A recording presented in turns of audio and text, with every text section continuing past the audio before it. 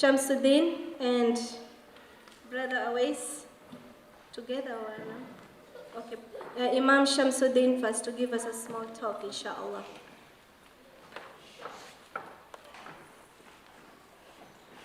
Assalamu alaikum wa rahmatullahi wa barakatuh.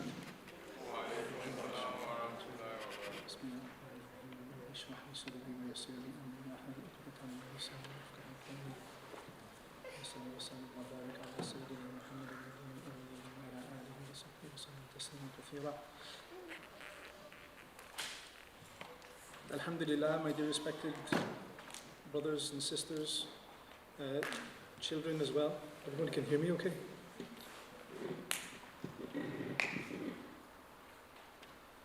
Alhamdulillah, my dear respected brothers and sisters, Alhamdulillah. First of all, that I just wish to thank the organizers. I'm sure there's many of you, and Sister Hafsa as well, for inviting me along. It's a great honor of mine to come to and address you and to be part of this. And that inshallah to share in the Sadaqah Jariyah of taking part in this education, of taking part in this motivation for the youngsters as well, and also for the adults as well. I'll say at the beginning that this talk of mine will be maybe more catered towards the adults and the parents, as I was asked to speak about education. And education is a deep matter, and education, as we know, it begins at home. So the most important target for this talk, in a way, would be the grown-ups. In a way, I have myself maybe around 60 students. Before we had in the madrasa in Bari Mosque, and now in the city mosque we have another 10 or 15. And with the youngsters, you kind of need to have them all kind of together and to talk about the rewards. What is Allah subhanahu wa ta'ala going to give them? For every letter of the Quran, that there is 10 rewards. Not that Alif Lam Mim is one letter, but that each letter is worth 10 rewards from Allah subhanahu wa ta'ala.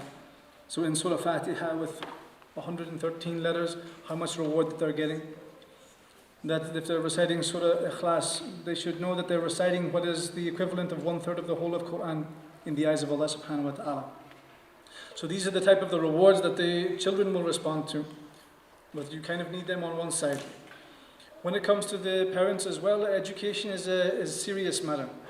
And first of all, I'd like to start by bringing your attention and my attention to the fact that everyone in the world that we see is always making some effort in something, whether they're Muslims, whether they're non-Muslims, whether they're believers, non-believers, whatever they're doing, right at this very moment and at all times, everybody is making some effort in something. So for example, that someone is making effort establishing his taxi business, another person is making effort trying to raise their children, another person might even just be sleeping and sacrificing some time and making some efforts to catch up on some hours of sleep. But at every single time and everywhere in the world that we find is that effort is being made by every single individual.